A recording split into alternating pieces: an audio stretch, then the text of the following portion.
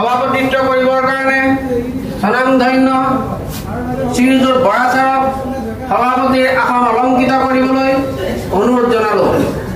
লগতে মঞ্চত আসন গ্ৰহণ কৰিব কাৰ্যকৰী সভাপতি মহোদয় শ্ৰীযুত দাস ছাৰে। আমি পোনপ্ৰথমবাৰৰ বাবে ছেপ্টেম্বৰ মাহৰ 22 তাৰিখে কাৰ্যভাৰ লোৱাৰ পিছত অক্টোবৰ মাহৰ 6 তাৰিখে প্ৰথমখন আমি প্ৰেছ মিট দিছিলোঁ। সেই প্ৰেছ মিটত আমি ঘোষণা কৰিছিলোঁ যে অক্টোবৰ মাহৰ 30 তাৰিখে দিছপুৰ চচলত আমি এটা কাৰ্যসূচী লৈছিলোঁ। আচৰিত কথা, উক্ত কাৰ্যসূচীৰ দিনা মাত্ৰ শিক্ষক উপস্থিত আছিল 62 জন। LPৰ পৰা কলেজ, 13 চনত বঞ্চিত, 21 চনত বঞ্চিত সমূহ শিক্ষাগুৰুক লৈ মাত্ৰ 62 জন, অনলি 62 জন শিক্ষকক লগত লৈ আমি সেই সংগ্ৰামখন সেই দিনটোৰ পৰা চলাইছিলোঁ। পৰৱৰ্তী সময়ত এনেকুৱা দিন পাৰ হৈছিল, আমি শিক্ষকসকলক ইউনাইটেড কৰিবলৈ বিভিন্ন ধৰণে যৎপৰোনাস্তি চেষ্টাৰ ফলত 23 চনৰ ডিচেম্বৰ মাহত 19 দিনীয়া এটা কাৰ্যসূচী লৈছিলোঁ। কাৰ্যসূচীটো লোৱাৰ ফলত বিভিন্ন শিক্ষাগুৰুৱে আমাৰ যিটো চিন্তাধাৰা আৰু আমাৰ যিটো ন্যায্যতাৰ কাৰণে চলা যুঁজখনক অকণমান হ'লেও সঁহাৰি দিলে, ফলত আমি কিছু দূৰ আগবাঢ়ি আহিলোঁ। এই সংগ্ৰামখন চলাবলৈ যথেষ্ট কষ্ট কৰিবলগীয়া হৈছিল। ইয়াৰ কাৰণটো হৈছিল আমি এটা ডাঙৰ ধুমুহা পাৰ কৰিবলগীয়া হৈছিল। এই সংস্থাটোক তছমছ কৰি পেলাইছিল কেইজনমান দুষ্ট চক্ৰৰ ব্যক্তিয়ে, যিকেইজন ব্যক্তিৰ ফলত আজি বহু শিক্ষাগুৰু অৱসৰ ল'বলগীয়া হ'ল বিনা বেতনে। বহুত শিক্ষাগুৰু এই পৃথিৱীৰ পৰা নকৰিবলগীয়া কিছুমান কাম কৰি এই পৃথিৱীৰ পৰা গুচি গ'ল। সেয়েহে আমি যথেষ্ট কষ্টৰ সন্মুখীন হৈছিলোঁ। বহু শিক্ষাগুৰুৰ লগত যুঁজ বাগৰ কৰিবলগীয়া হৈছিল। বহু শিক্ষাগুৰুক নকৰিবলগীয়াকৈ গালিও পাৰিবলগীয়া হৈছিল, কাৰণ তেওঁলোকে সদায় বিষয়বস্তুটো বেলেগ ফালে ডাইভাৰ্ট কৰিব বিচাৰিছিল। আৰু ইয়াৰ ফলত বহু সংগ্ৰামৰ অন্তত আকৌ 2023 বৰ্ষৰ ডিচেম্বৰ মাহৰ সেই সংগ্ৰামখন সামৰণি মাৰি 2024 বৰ্ষৰ জানুৱাৰী মাহৰ 8 তাৰিখে পুনৰ দিছপুৰ ঘেৰাও কাৰ্যসূচী লৈছিলোঁ। এই দিছপুৰ ঘেৰাও কাৰ্যসূচীও চৰকাৰৰ অলপ কঁপনি তুলিবলৈ সক্ষম হৈছিল। এনেধৰণৰ সময় আৰু সুবিধাৰ সদব্যৱহাৰ কৰি গৈ থকাৰ ফলত আমি এই সংস্থাই পোনপ্ৰথমবাৰৰ বাবে মুখ্যমন্ত্ৰী কাৰ্যালয়ৰ পৰা নিমন্ত্ৰণ পাইছিলোঁ 2024 বৰ্ষৰ মাৰ্চৰ 13 তাৰিখে। যদিও মুখ্যমন্ত্ৰী কাৰ্যালয় মহোদয়ৰ পৰা আমি নিমন্ত্ৰণ লাভ কৰিছিলোঁ, তথাপিও মুখ্যমন্ত্ৰী মহোদয় আমাৰ লগত নবহি শিক্ষামন্ত্ৰী মহোদয়ৰ লগত বহিলে। শিক্ষামন্ত্ৰী মহোদয় আমাৰ লগত বহি বিভিন্ন ধৰণৰ আলোচনা কৰিলোঁ, যদিও শিক্ষকসকলক ন্যায় দিব পৰাকৈ তেখেতৰ পৰা কোনো ধৰণৰ আশ্বাস নাপালোঁ। ফলত আমি আকৌ হতাশ হৈছিলোঁ আৰু পুনৰ বিভিন্ন সময়ত আমাক দিহা পৰামৰ্শ বিভিন্ন শিক্ষকৰ পৰা লৈছিলোঁ। এনেধৰণৰ সময়ত আমাক বিভিন্ন সময়ত বহু শিক্ষাগুৰুৰে সহায় সহযোগিতা কৰিছে। তথাপিও এজন শিক্ষকৰ নাম নল'লে ভুল হ'ব। সেইজন হৈছে লখিমপুৰ জিলাৰ সভাপতি তথা আমাৰ সংস্থাৰ উপদেষ্টা মহোদয় শ্ৰীযুত শইকীয়া ছাৰ। তেখেতৰ যিখিনি সহায় সহযোগিতা সংস্থাই কোনোদিন ঋণ পৰিশোধ কৰিব নোৱাৰে। আৰু বহু শিক্ষাগুৰুৰ নাম আছে, হয়তো মই তেখেতৰ সমান অৱদান মোৰ কাৰ্যকালত বা আমাৰ কাৰ্যকালত আমি অকণমান ক'ব পৰাকৈ পোৱা নাই, নিস্বাৰ্থভাৱে কৰিছে। আৰু সেই ব্যক্তিজনৰ প্ৰচেষ্টা বুলি ক'লেও ভুল নহ'ব। বিভিন্ন সময়ত আমি হতাশ হৈ যাওঁ, তেখেতৰ সহায় সহযোগিতা দিহা পৰামৰ্শ ফলত আমি পুনৰ সংগ্ৰামখন চলাই নিলোঁ। লোকসভা নিৰ্বাচন আহিল আৰু লোকসভাৰ নিৰ্বাচনত আমি এটা খুব দৃঢ়স্থিতি ল'লোঁ আৰু সেই দৃঢ়স্থিতিও চৰকাৰৰ ঘৰত অকণমান কঁপনি তুলিবলৈ সক্ষম হ'ল। ফলত চৰকাৰেও চিন্তা কৰিলে এই ভেঞ্চাৰ শিক্ষকসকলে সময় গতিকে কেতিয়াবা আমাক বিপদত পেলাব। লাহে লাহে বিষয়টো অকণমান আগবাঢ়ি গৈ থাকিল, সংগ্ৰাম চলাই গৈ থাকিলোঁ। গুগল মিট বা অন্যান্য সামাজিক মাধ্যমৰ জৰিয়তেও আমাৰ সংগ্ৰামখন চলাই গৈ থাকিলোঁ। সামাজিক মাধ্যমতো বিভিন্ন শিক্ষাগুৰুৱে যথেষ্ট পৰিমাণে সহায় সহযোগিতা কৰিলে। লগতে আমাৰ সামাজিক জীৱনত জড়িত বহু শিক্ষাগুৰু আজি নাম ক'বলৈ মনত সময় গতিকে নাথাকে যদিও আমাক যথেষ্ট সহায় সহযোগিতা কৰিলে সেই তেখেতসকলৰ অৱদানো আজি এই সমাজত আমি স্বীকাৰ কৰিব লাগিব। এনেধৰণৰ গৈ গৈ অক্টোবৰ মাহত পোনপ্ৰথমবাৰৰ বাবে ডাইৰেক্টৰ মহোদয়া শ্ৰীযুতা মমতা হোজাই বাইদেউৰ পৰা এটা ফোন আহিল যে আপোনালোকৰ স্কুলবিলাকৰ তথ্য আমাক লাগে। আমি সেই অনুপাতে তথ্য জমা দিলোঁ। বাইদেৱে ক'লে যে চৰকাৰে বিচাৰিছে, আমি আপোনাক কিয় লাগে কি বিতংকে ক'ব নোৱাৰিম, কিন্তু আপোনালোকে তথ্য দিয়ক। আমি সেই অনুপাতে তথ্য জমা দিলোঁ আৰু সেই তথ্য লৈ আকৌ বহি থাকিলোঁ। কিছুদিনৰ পিছত তেখেতসকলৰ যিহেতু চৰকাৰখনৰ মটিভ একেবাৰে আমাৰ পক্ষত নাই বুলি ভাবি পুনৰ এখন সংগ্ৰামৰ পাতনি মেলিলোঁ। সেই পাতনিখন আছিল 2024 বৰ্ষৰ 16, 17, 18 ডিচেম্বৰত আমি আমৰণ অনশন কাৰ্যসূচী ল'ম।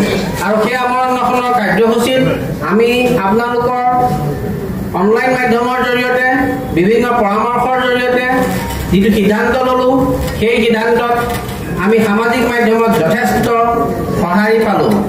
আৰু সেই সঁহাৰিৰ ফলত পুনৰ শিক্ষামন্ত্ৰী মহোদয়ৰ পৰা আকৌ আমালৈ নিমন্ত্ৰণ পত্ৰ আহিল যে আপোনালোক আহক, আপোনালোকৰ বিষয়টো আলোচনা কৰিম।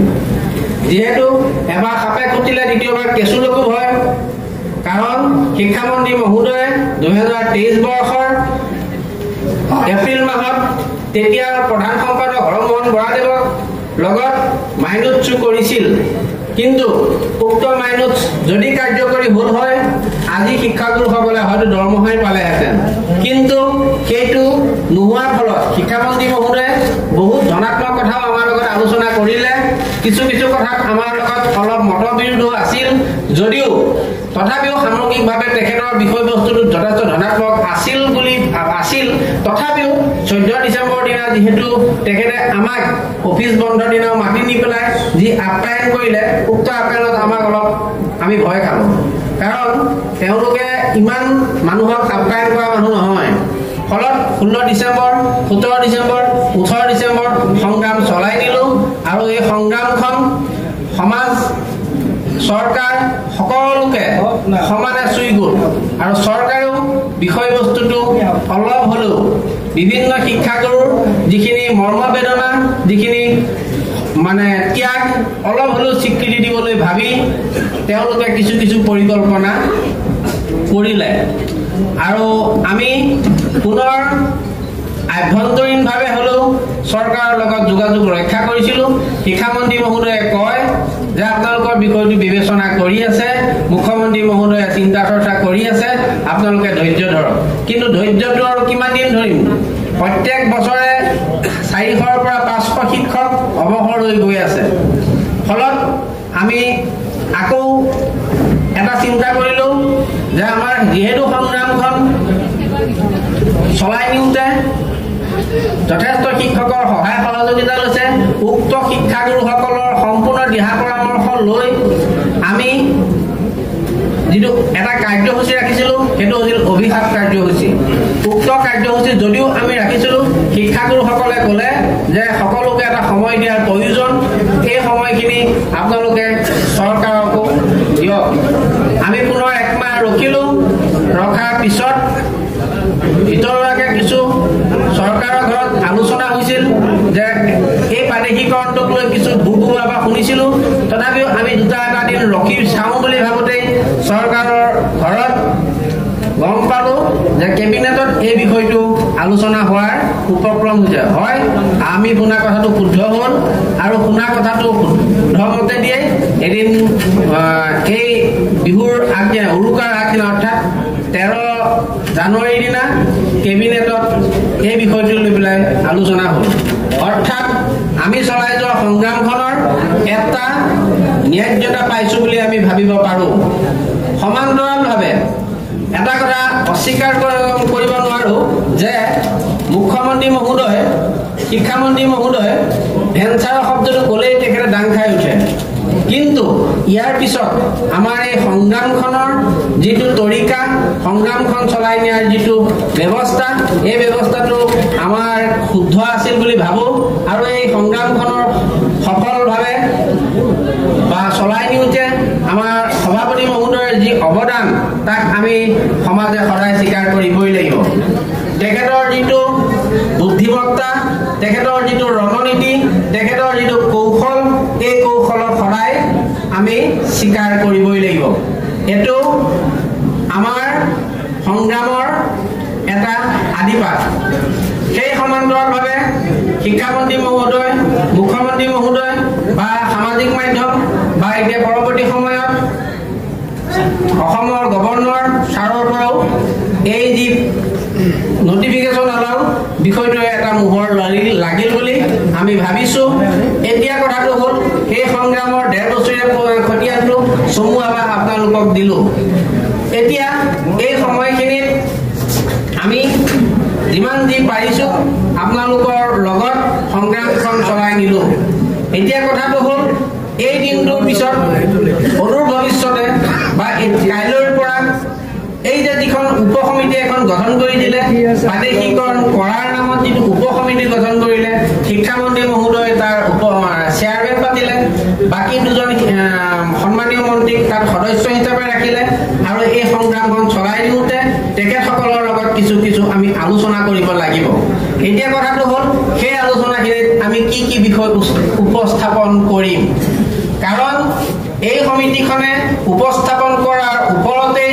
নিৰ্ভৰ কৰিব শিক্ষাগুৰুসকলৰ ভৱিষ্যত দিনৰ ৰূপৰেখা সেই ক্ষেত্ৰত আমি চিন্তা কৰিলোঁ আৰু কিছুদিনৰ আগত কিছু সিদ্ধান্ত লৈ আপোনালোকক জনালোঁ যে আপোনালোকে প্ৰত্যেক স্কুলৰে বা প্ৰত্যেকখন বিদ্যালয়ৰ পৰা মহাবিদ্যালয় LPৰ পৰা কলেজ 13 চনত বঞ্চিত 21 চনত বঞ্চিত প্ৰত্যেকৰে কিছু কিছু হ'লেও সমস্যা আছে সেই সমস্যাবিলাক ব্যক্তিগতভাৱে এখন সাধাৰণ সভাত এজনকৈ কৈ সমাধান কৰাটো সম্ভৱ নহয় জিলা সমিতিসমূহৰ সভাপতি মহোদয় আৰু সম্পাদক মহোদয়ক কৰ্তৃত্ব দিলোঁ আপোনালোকে এখন জিলাৰ পৰা প্ৰতিবেদন প্ৰস্তুত কৰক আজি এই সভাতেই প্ৰত্যেক জিলাৰ সভাপতি বা সম্পাদক মহোদয় প্ৰতিবেদনখন সভাপতি মহোদয়ৰ হাতত জমা দিব আৰু তেখেতসকলৰ নিজৰ এজন প্ৰত্যেক জিলাই এজনে সভাত তেখেতৰ জিলাৰ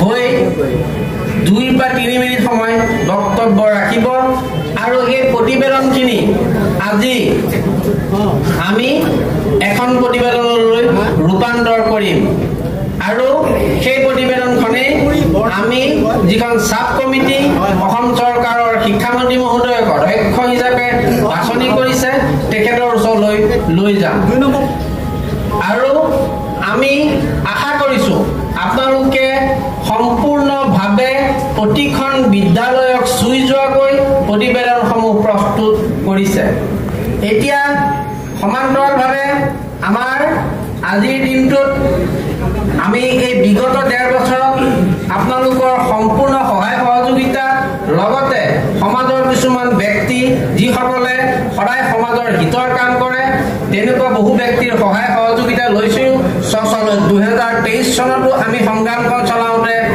বিভিন্ন সমাজৰ হিতৰ কি চিন্তা কৰা ব্যক্তিক আমি সহায় সহযোগিতা পাইছোঁ এই চেগতে তেখেতসকলক আমি সেৱা জনাইছোঁ তেখেতসকলৰ যিখিনি প্ৰচেষ্টা জীৱনত সদায় আমি মনত ৰাখিম আৰু আমাৰ মঞ্চত পংকজ দাস ছাৰ তেখেতো উপস্থিত আছে তেখেতৰ যিখিনি অৱদান আমি সচলত পাইছিলোঁ প্ৰত্যেকবাৰতে সামাজিক মাধ্যমতো তেখেতে আমাৰ হৈ পেলাই বিভিন্ন সময়ত চৰকাৰক এই বিষয়ে উপস্থাপন কৰে আৰু লগতে আমাৰ সহায় সহযোগিতা কৰিছিল সুব্ৰত তালুকদাৰ তেখেতৰ অৱশ্যে ঘৰুৱা কিছু অসুবিধাৰ কাৰণে তেখেত আজি আহিব নোৱাৰিলে তেখেতকো আমি এই মঞ্চৰ পৰা তেখেতলৈ শ্ৰদ্ধা জনাইছোঁ আৰু আপোনালোকৰ সম্পূৰ্ণ দিহা পৰামৰ্শ সহায় সহযোগিতা লৈ অনাগত দিনত আগবাঢ়ি যাম আৰু আপোনালোকৰ সম্পূৰ্ণ দিহা পৰামৰ্শ আজিৰ সভাই গ্ৰহণ কৰিব আৰু এই দিহা পৰামৰ্শখিনি ধনাত্মকভাৱে আমি বিশ্লেষণ কৰি আপোনালোকৰ সম্পূৰ্ণ সহায় সহযোগিতা অদূৰ ভৱিষ্যতলৈ আশা কৰি সভাপতি মহোদয়ে যি দায়িত্ব আমাক দিছে এই দায়িত্ব আপোনালোকৰ আগত উপস্থাপন কৰিলো কিবা যদি ভুল ভ্ৰান্তি হয় ক্ষমা বিচাৰি আমাৰ এই বক্তব্য ইমানতে সামৰণি মাৰিলো ধন্যবাদ